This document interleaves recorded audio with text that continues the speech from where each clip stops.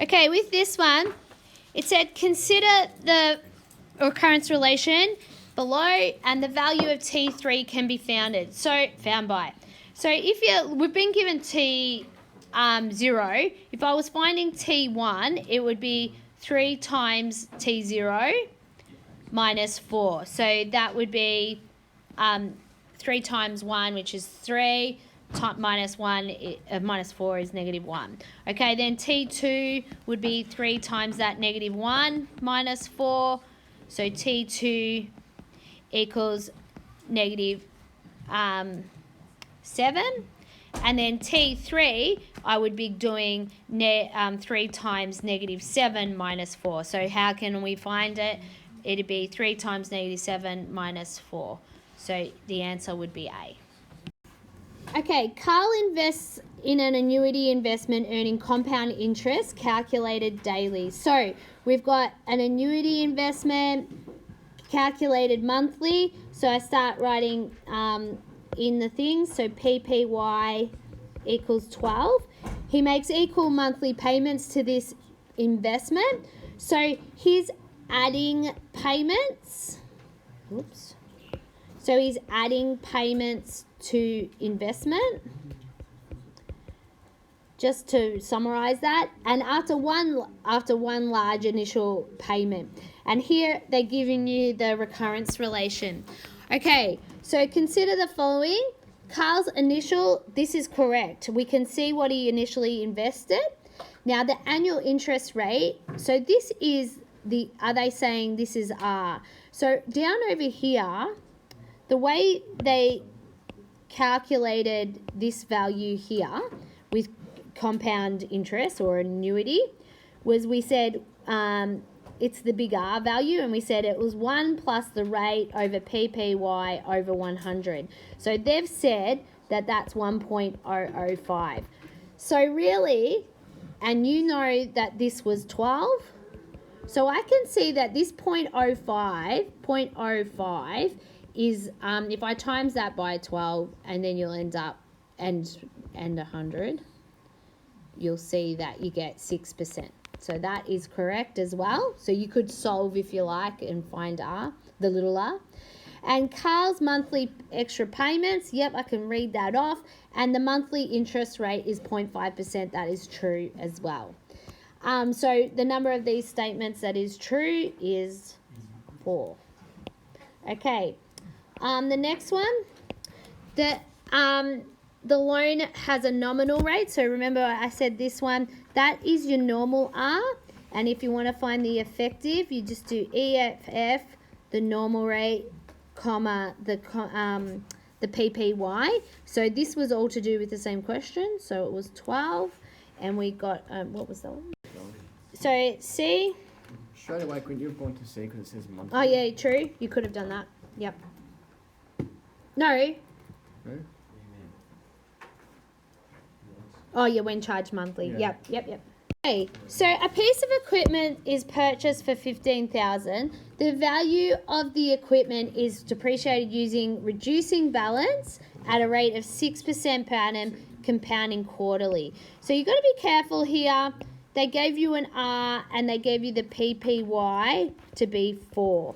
So then they said, but they wanted to write a rule. They said, what's a rule, the nth rule, but for years? If we're compounding quarterly and you want a yearly rule, that means then you're going to have, there's 4 quarters in a year.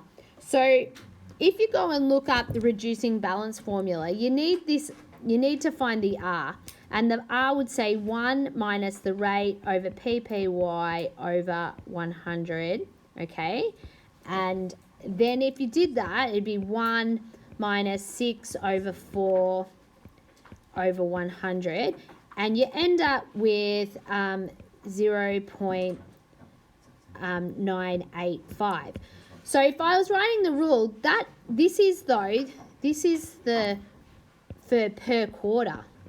Okay, now if they want a yearly formula, it means I need to have 4 quarters in that formula. Even though it's a year, every quarter has to be charged. So you'll end up with, this is why E is the answer because it's got the 4 there. You need to have it there, that 4. Okay, so this is the quarterly formula. Yeah, this one is hard. Okay, next one. Gail invests in annuity investment account that earns 4.2% per annum compounding monthly. So I like to start talking in Finance Solver. So I'm like writing all of those in. She initially invests, so I know that's a negative PV, and we'll add equal monthly payments. So because she's going to add it, that'll also be a negative payment immediately after. Her aim is to reach a balance after 4 years. So I've got an FV after 4 years. What's the minimum monthly of value of her payments? So we can just use Finance Solver. So we've been given 4 years, so 4 months, 4 times months. The interest rate is 4.2. The PV, she invests negative 36,000. The payments is the question. FV, because it's an investment, it's her money. At the end of it, she's getting it back, so it's good days, and it's positive. And then we've got that. So when you work that out, okay, so that ends up being A. So it says negative because she's adding it into the bank, yeah? Okay, but it's actually a positive payment. So Caitlin borrowed 32,000 to buy a car. The loan is charged at 72% per annum, 7.2, compounding monthly. Caitlin will repay the loan after the years of 60 monthly payments. The first 59 is that. In order to the loan to be repaid to the nearest cent, the final payment. So remember when you go back to when I taught you, I said when you've got final payments, what I want you to do is you always just when you've got a final payment, you check the FV at end of loan. So what that means is you're going to go the whole 60 months is your N. Your I is 7.2. Your PV is she borrowed, so she got given. That's a positive. Sorry. Her payments, now they're negative. She's making them, so negative 6.66. And this is what I'm saying. I want you to check for this. We'll see what's happening. What's happened by the end of it? Does she owe the bank, or does the bank owe her? So, and then if you do PPY 12. So if we do that, when we do that, we get here, I'll do it in red. We get here negative 0.16. Negative means I owe the bank. So I owe bank. So even though I made all those 60 payments of 636, I still owe 6 cents. So therefore, the final payment, instead of doing just 636.66, I'm going to add 16 cents to that, and that would be what I'm going to do to pay the bank back. So it'll be 16 cents higher. So if you have a look here, so this is the multi-choice of last year. And this is the first question of finance. And it says a sequence of numbers is generated. R2 is I can't believe this one. So if I just quickly do R1 would be 2 minus 2, which equals 0. And R2 would be 2 minus 0, which equals 2. So there we go, D. Okay, so with this one, it says the balance of loan in VN in dollars after N months is modelled by the recurrence relation. So when you're doing your exams, really highlight the months so that you remember that this is a monthly formula, because this is where things like that are where they're little traps. So it said, so we've got the recurrence relation. With a small change in final payment, the loan is expected to be repaid in full. So we want to find, really what we're trying to find is how long, like the expected will be repaid in. So N is the question. So if you think about it, n's going to be our question because we want to know how many years, okay? So we've got to be careful. We were given a recurrence relation. Now, because this was months up here, okay, when they give you the recurrence relation, you're actually looking at the monthly rate. Well, this bit in here, what they did is they did the per annum rate divided by, now it would have been 12, and then divided by 100. And that's how they got this number here in there. So you can either just times it by 100 and times it by 12, or you can do solve if you like. So I did that because I need to find out what R is, because R is what we put into our finance solver. Because I want to find what the N is, I needed that for that. So that was the first step. And then what I did is I popped in, so I've popped N's the question, so I've gone to finance solver. I now know that the interest rate is 3.6. Now, they said this was a loan, so this initial 400,000 is a positive number. Then here is showing me the payment. So here I can see the payment. And it's a loan, so they're paying it off. So that's negative in finance solver, okay? And because we want to know how long it's going to take to pay off, FV would be 0, and it was a monthly thing, so PP was 12. So when you do that, you end up with N being, now it's 300.000. So that's why, that's why they're saying with a small change to the final payment, because there is a decimal point. But we pretty much know that it's 300. Now 300, that's 300 months. So how am I going to find out how many years it is? So 300, how many months in a year? 12. So if we do that, and we get 25 years. So consider the following 4 statements regarding nominal and effective interest rate that apply to compound interest investments and loans. Okay, so when they talk about nominal is your normal percentage rate per annum, okay?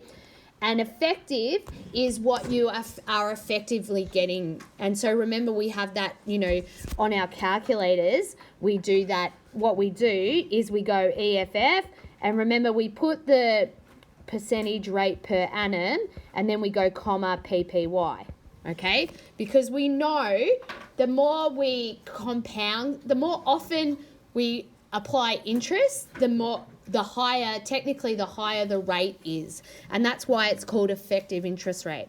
So if you have a look here, an effective interest rate is the same as a nominal rate if it compounds annually. Well, that would be true, because if you think about it, if you go EFF, you'd put your rate and you're compounding, it'd be PPY1. If you do it, you'll get exactly the same. So that is a true statement. Because if you're just compounding yearly, that's what per annum means. So it's exactly the same. Okay, in the second one, it says effective interest rates increase as the number of compounding periods per year increase. Well, that would be true. So say you had EFF, if you wrote down any rate, say you compounded it quarterly, you'll see that it'll be higher. You'll get a bigger number. All right, so that one is true. The more you compound it, the higher it gets. A nominal rate of 12% per annum, so this is just a normal rate per annum, is the equivalent to the normal rate of 1% per month. Is that true? That is true, isn't it? Because if you say it's 12% per annum, how much is it per month? You divide it by 12, wouldn't it be 1%? So that one's true. Now, in the next one, an effective interest rate can be lower than a nominal interest rate. Do you think that one's true? That one's not. We can either be the same, like in the first scenario, or it is always going to get what? Bigger, okay? So the least amount of compounds per year is 1, isn't it? If I only, charge interest once, that's the smallest I can go. If I charge it more than that, which would be, say, 2, you'll notice it'll get more. So this is incorrect. So if you want to write a little statement that effective interest is either the same as nominal, and you might write, that that's the same when PPY equals 1. That's when it's the same. It's either the same as nominal or more or higher. Okay, so when it said how many of these statements were correct, obviously there was 3 of them that were correct. Okay, with this one, Tim deposits $6,000 into an investment account, earning compound interest calculated monthly. So just remember, as I said, highlight these things. It's monthly. That means PPY would be 12. Now, a rule for the balance of his investment after N years. Now, this is where the trap is. They're saying they're using a rule. They're saying it's a rule for years. But even though what's actually happening, interest is going every month, is given every month. So if you're getting every month, if you're going to write a yearly rule, you've got to make sure this is going to have 12 months of interest in there, yeah? Because this is 12 months of interest accounted for. So you can see accounted for, sorry, I might have spelt that wrong, but you can see that's why there's this little 12 up in the formula, because this is a yearly formula. Even though if the interest has got to go every month, if I want a year formula, I'm going to have to do 12 months. So that's why they put a 12 there. So then down in the question, it says a new recurrence relation. Now they just want the monthly recurrence relation. So really what I want is the same thing but without the 12, because they just want month by month by month. So which one is that one? Can you see it? It's C, isn't it? See how it's the same thing, but there's no 12 there. Now, this is compound interest. So you've seen the word compound. So I'm just going to highlight that. So get rid of these ones anyway. Why am I getting rid of them? They're not compound, are they? What's compound? Compound means we're timesing it by a number. So you could get rid of those, and then you at least got down to 3 answers. And there you go, and that would be what that one is. Okay, so Lee invests $4,000 for 5 years at 3.8% compounding annually. So you got to look at Lie. So 4,000, she's compounding annually. So it's compound interest, but PPY equals 1. And then it said Joseph invests a sum of money for 5 years. So you know Joseph's doing it for 5 years. But he is simple interest, okay, and paid annually. Okay, so paid once a year. So let JN be the value of Joseph's investment after N years. The 2 investments will finish on the same value rounded to the nearest cent. If Joseph's investment was modelled by which one of the recurrence relations? So what we know is at the end of 5 years, they have the same amount. So the first thing I've done is find out what is that amount. What amount do they both have at the end of 5 years? Now I can do it for Lie because I have all the information, and you don't have to use finance solver, but I am because it's easier. So here's the 5 year. So in here, down here I've got Lie. That's the 5 years. Then I put the 3.8. She invested, so it was negative 4,000. They weren't making any other payments, so I just put a 0. The FE was what I want to know, so that became my question, and PPY I knew was 1. I chuck it in. I now know they both have $4,838.60. So now I've got to go back and I need to find the scenario that will give Joe that amount by the end. Now, because Joe is simple interest and paid annually, simple interest means the same amount added every year.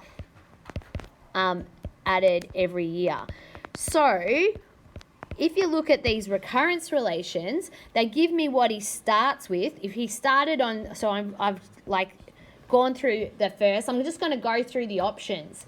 So if he starts with 2,000 and he added 467.72 every year, so that means I would add that 5 times to his starting statement. And when I do that, I get 4,338.6. So that's not the same. Sorry, this one's a bit unclear. This is 4,838.6. Okay, so that one was not it. So you just test all of them. All you're going to do is take the original amount and then add 5 times of those onto it. So it ends up being D. If you notice, you take 3,500 and add 5 of those payments, which is 267.72. You'll notice you get the same amount, and that's the answer for that one. So yes, it's going to take a little bit of time, but that's question 23. That's your second last question. So you would be expecting to do something. And I had to do, see how I had to do a couple of things. I had to first do Finance Solver and find out what the final amount was. The next sort of mark is probably working out that it's sort of simple interest, and that would be adding an amount. And then I reckon the third sort of thing you're doing is trial and erroring and testing them all out and finding it.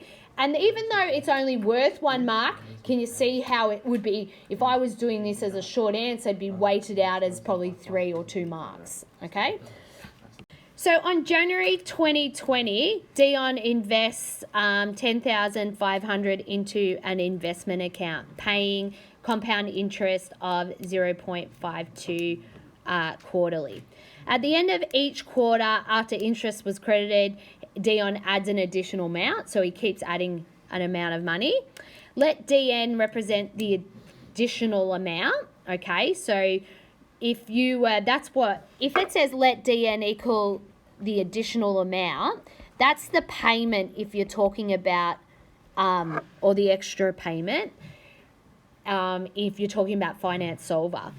And then it said, and it's added on to every quarter. So it said quarterly, and up there when it's told me the quarterly rate, I've started, because they're starting to do this a bit more often. They're not giving the per annum rate. So the quarterly rate is 0.52 times 4. So I like to start writing that straight after, so I'm not going to get trapped, because this is what you would put in Finance Solver under I. You don't even have to convert it. You can put 0.52 times 4 in the I tab, and it'll times it out for you, okay? So you don't even have to worry about doing that. Just put it like that. So now they told me DN was the payment. Now, the additional amount per quarter, so this is like a formula here. This bit here is the additional amount per quarter. This is a formula for what the payment is. So let's have a look, and it's modeled it by a recurrence relation. So it said that D1 equals C, and how you get the next one is actually the one before. So if you have a look at it, if the next one is the one before, therefore, and then they say down here, what is C, it means that the original amount he puts in is actually his payment number. Does that make sense? So if I say, it says D1, let D1 equal C, if he is, so his payment, well, so what here says, the additional amount per quarter is modeled by D1 equals C. If that is that, it means, yeah, so So let's go find what his payment is. So I think it's pretty much a statement of saying let's find the payment. So let's go through our finance solver. So what we know too, we got given January here. So if we got given January 2022, we know that there's 8 quarters. All right, so let's go through. We go, we've got N is going to be 8 because there's 2 years is 8 quarters. This is where I'm saying you can just do 0.52 times 4 because they gave me the quarterly rate. That's what I'm saying. You don't even have to type it out. It's actually going to be whatever it is. PV, he told me they invested 10,500. The payment is pretty much what they're asking because they're saying it's going to be the same every month. So, an FV after those 8 quarters, he's going to have a positive 12,700.95. And what would PPY be? Yeah, 4. Good. So we do that and we'll get that. So pretty much all this is saying is that the payment is always going to be the same amount, which is just a long-winded way of saying the payment's always the same amount. Because, you know, technically in an investment, we could change our payments, but that was their long-winded way of saying that. So if you do that, it's 215.55. So you end up with the answer of B. Yes, I think you have to times the interest rate. If it's already quarterly. Yeah. Because down here, someone asked, why do I have to times this quarterly rate? Remember in Finance Solver, this is always, you quote the per annum rate, yes? Because down here, the calculator is being told to divide it by 4. So if you don't put the per annum rate in, you're going to get it wrong. Every time, times it If by. they don't give per annum rate here, you give whatever rate they give and times it by the PPY. All right. So if they gave me the per annum rate, the PPY would be 1. So, I don't need to, they've already given it to me.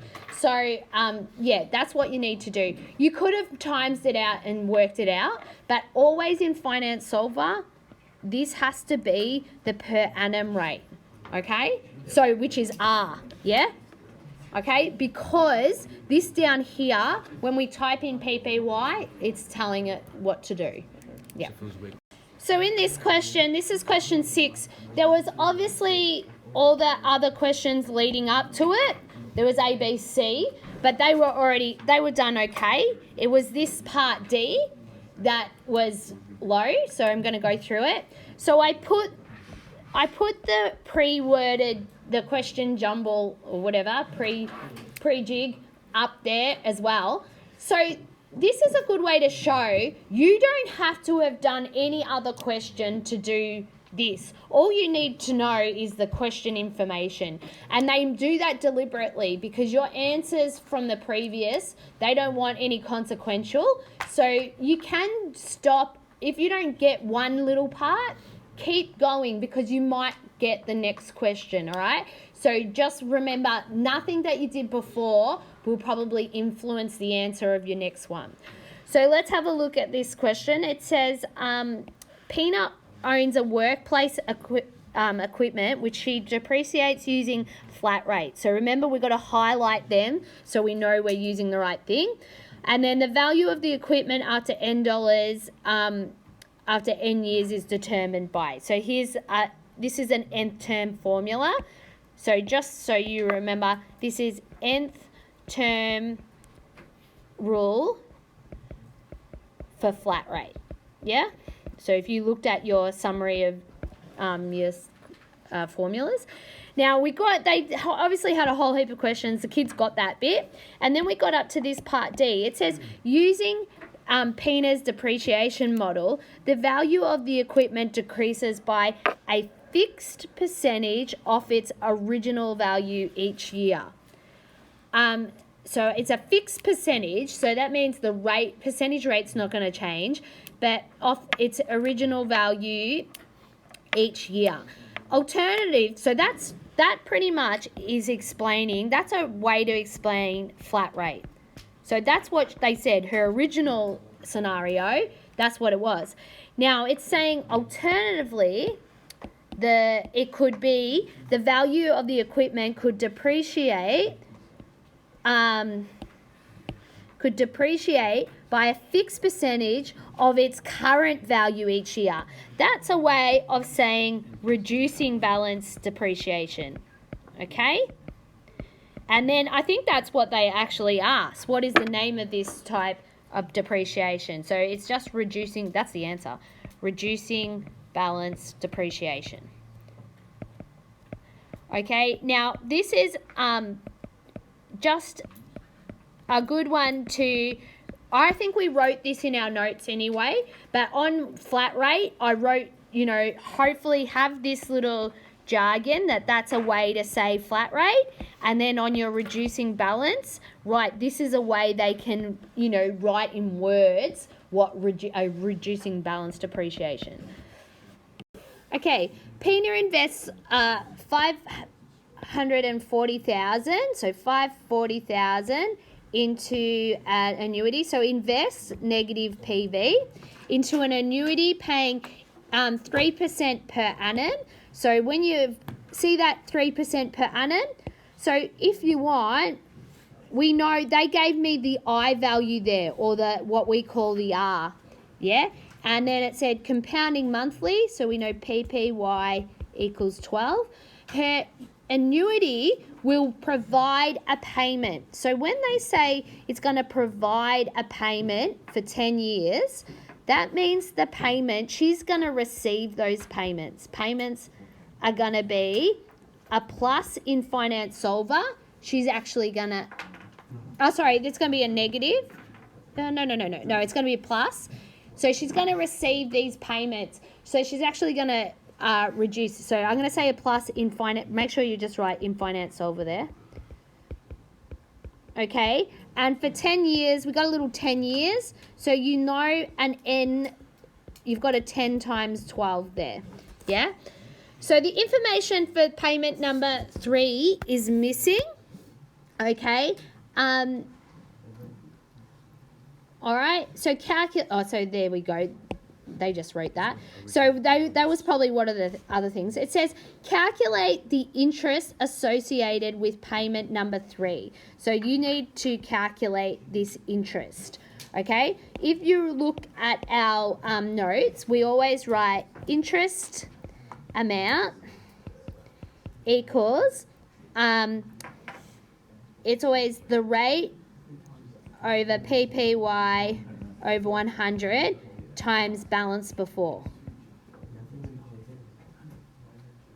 Okay, so if I looked at that, it would be 3 over 12 over 100 times the balance before, which is up there, 53261.78, which equals 1,330.65.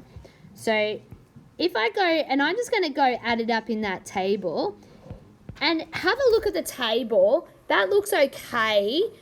It's going down. It doesn't look like I'm off. Like if I got a stupid number, I might be going, oh, what have I done wrong there? Okay, so there was that. That's how you do it. Now it says let PN be the balance of in dollars of annuities after n months. Write down a recurrence relation. So this is just kids just being poor. You know what a recurrence relation means. So if you go to, it's an annuity which is making payments. I'm going to go show you on your formula sheet where this is. So if you go to your cheat sheet here, here's an annuity investment.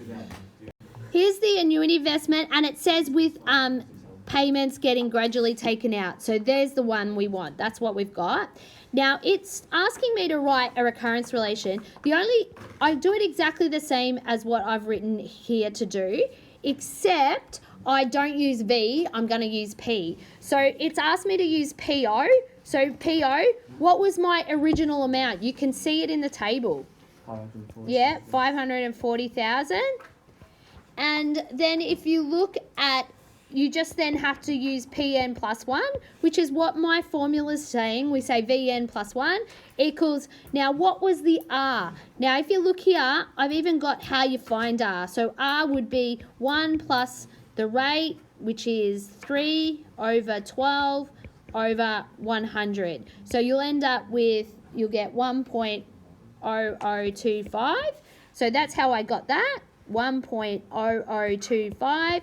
Then the formula says to say, we write Vn, but they're asking me to use Pn.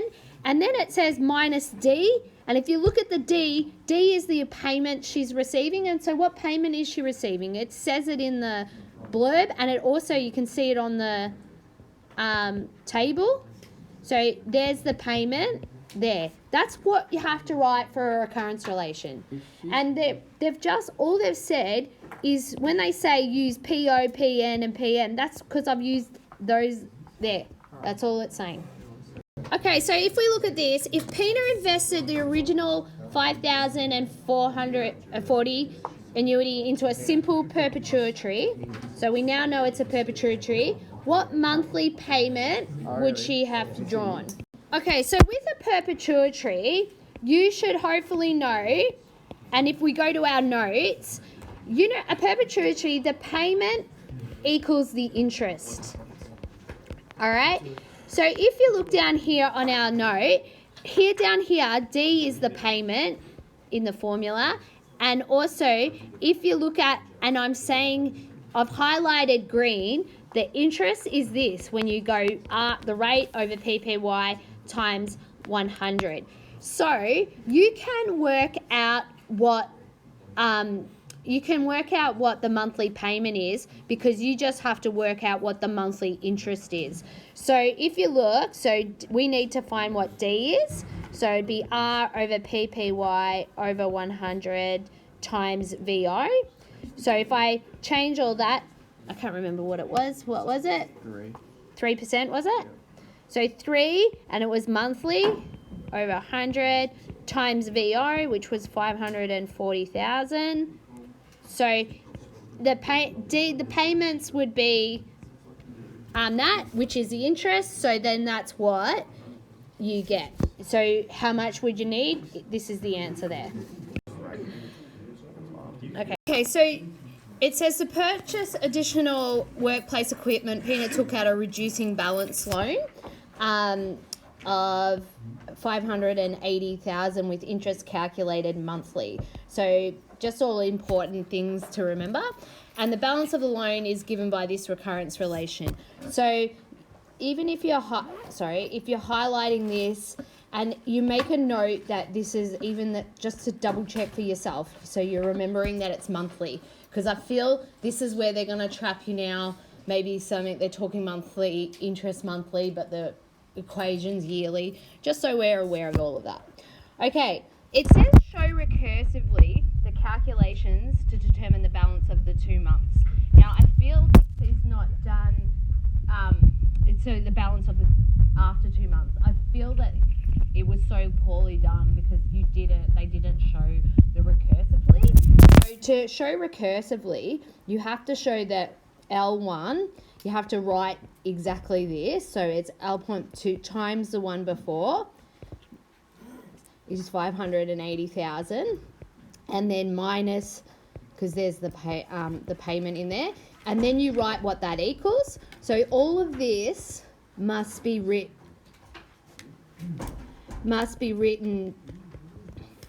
in it, and then you have to show L2, and you have to show the same step, but obviously using your L1 answer there. So unless all of this was written, you didn't get that 1 mark. And that's what the examiners said, that many had not shown it recursively and just put the answer, you didn't get the mark. All right, now it says determine the interest rate of the loan. So I just want to, the interest part of the loan in the formula is always the other bit that's not It's the bit after 1. So 1 gives you all the amount of the money, and the extra bit is the interest, the extra that you have to pay. So I just wanted to show you like this. So sometimes you have gone in the past, you understand that R, this is your formula for R when you're finding out a compound loan, so interest.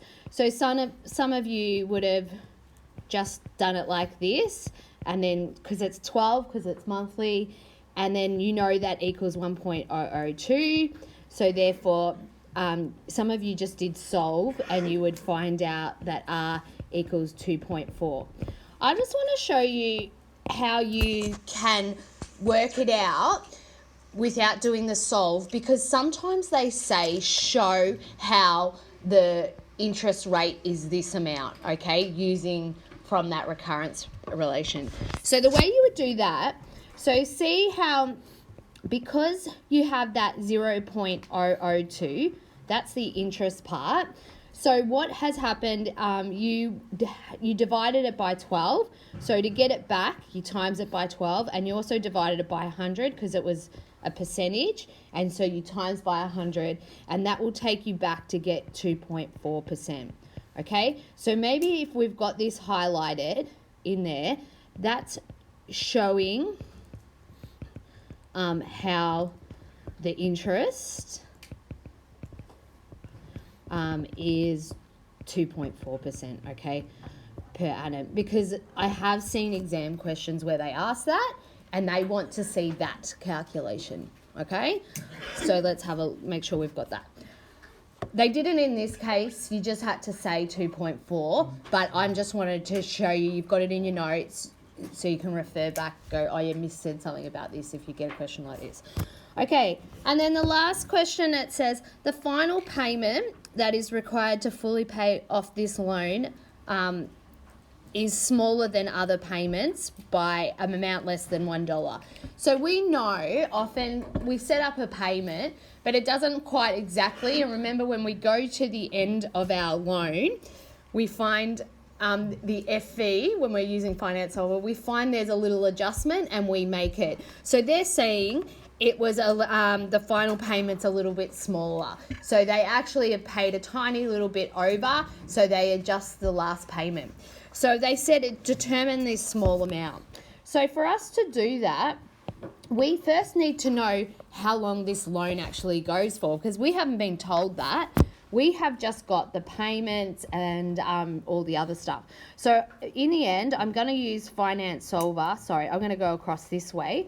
And my first step is I'm going to find out how long this loan actually went for.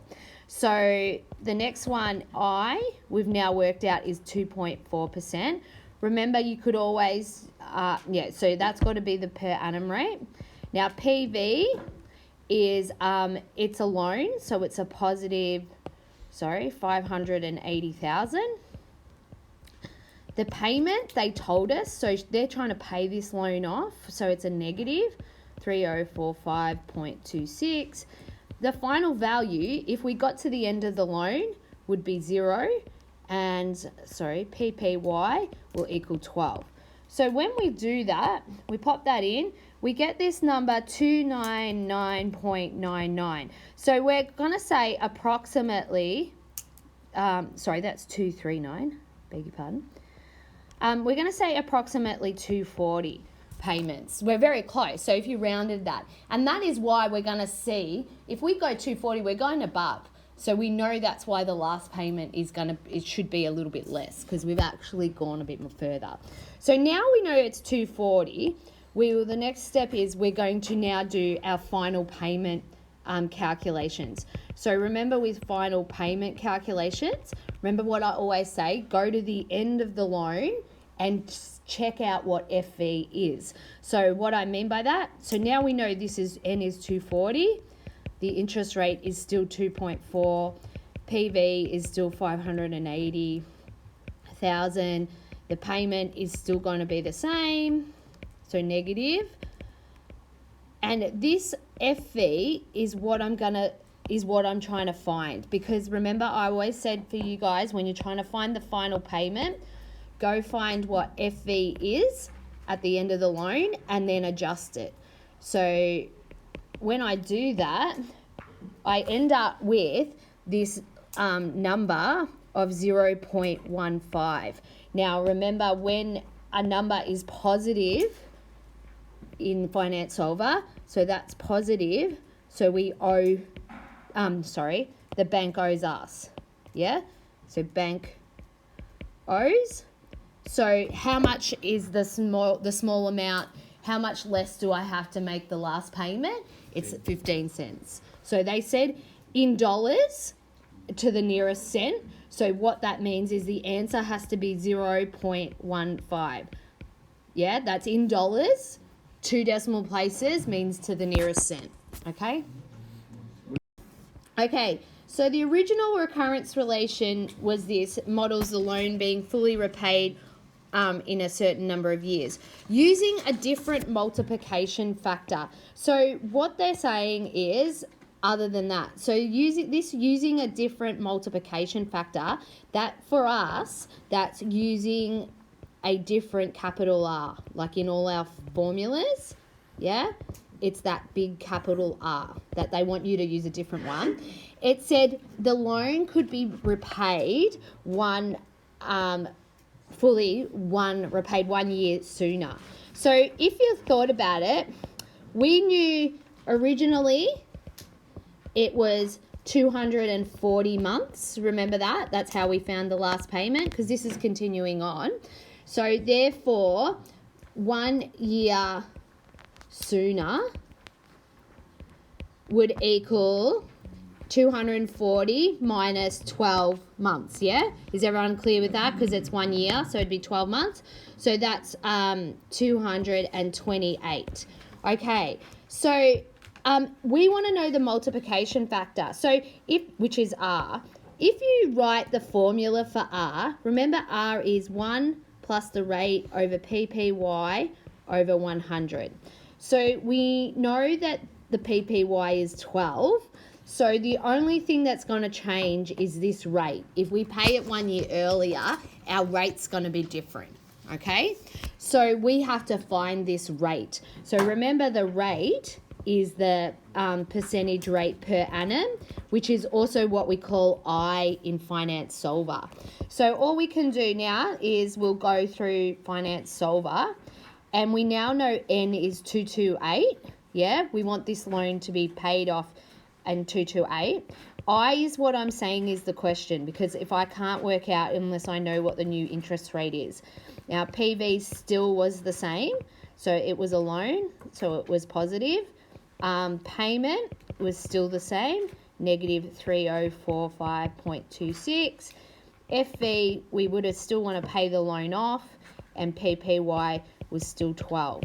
So we end up with, we get this to be, it says 1.9466, and I did 4 decimal places because I didn't read it out to you guys, but here it says answer to 4 decimal places. So we're just going to keep doing 4 decimal places. So now I have that interest rate. I can now, therefore, I can find out what R is. So it's 1 plus that interest rate, 1.9466, divide by 12, divide by 100. It'll equal, so we end up with, I'll do it in a minute, 1.0016. So this is the multiplication factor.